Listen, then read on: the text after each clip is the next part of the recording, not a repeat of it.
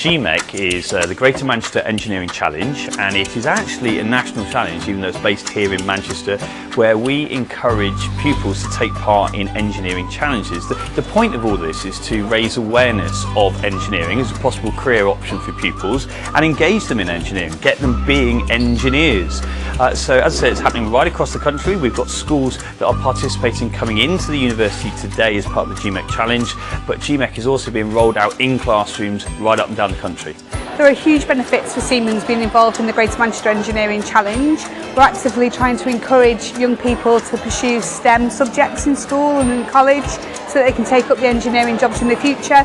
There's a huge shortfall already in the current workforce. That's only going to increase in future years, and we desperately want to get more women into engineering careers. The questions coming from the children have been amazing.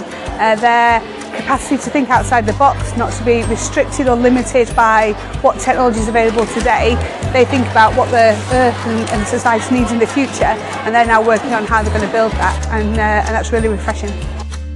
So the aim of the day is we've brought pupils into the university and they're participating in two activities.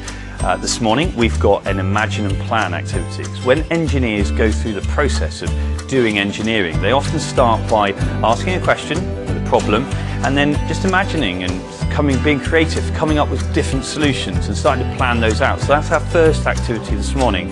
The activity this afternoon is where pupils get hands-on and they actually create something and then they work to improve it. And we're going to be creating something out of disused old plastic to support people with loneliness if they're feeling lonely. So I don't know what they're going to think up yet and create, but I'm looking forward to seeing what they do.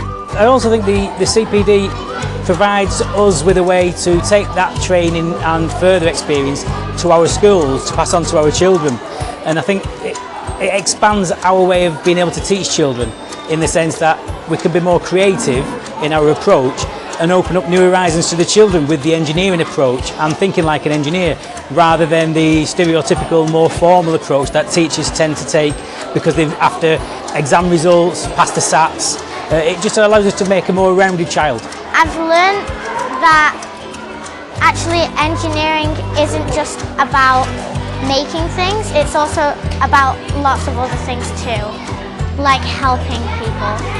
I think it's important for engineering companies such as Siemens to be involved in this challenge because we actually live engineering and we're able to give these children like a true reflection of what engineering is about. I mean, there's a lot of like stigmas associated with engineering that don't really truly reflect what engineering is about. So I think it's important for us to give these children, you know, a nice good view of what it actually is. I think the questions it raises is how can we adopt it in every classroom? How can we adopt it from early years? In fact, what you'll find in early years is that they use a very similar system to engineering anyway. There's a lot of building and talking and teamwork and discussing, but it's keeping that excitement and enthusiasm for building and constructing going through Key Stage 1 and Key Stage 2.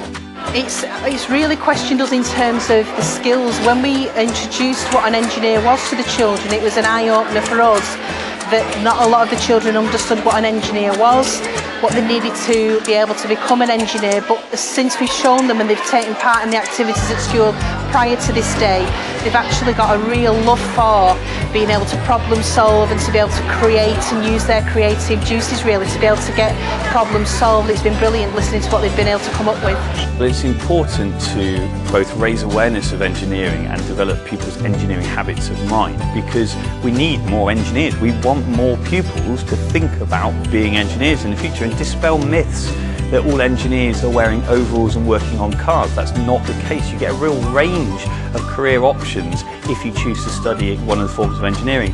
Plus, these engineering habits of mind, really they're just problem-solving skills and pupils can apply those both when they're tackling engineering challenges but also right across the curriculum from science to maths, etc. So we hope that what they're learning here today is going to support them when they go back into school.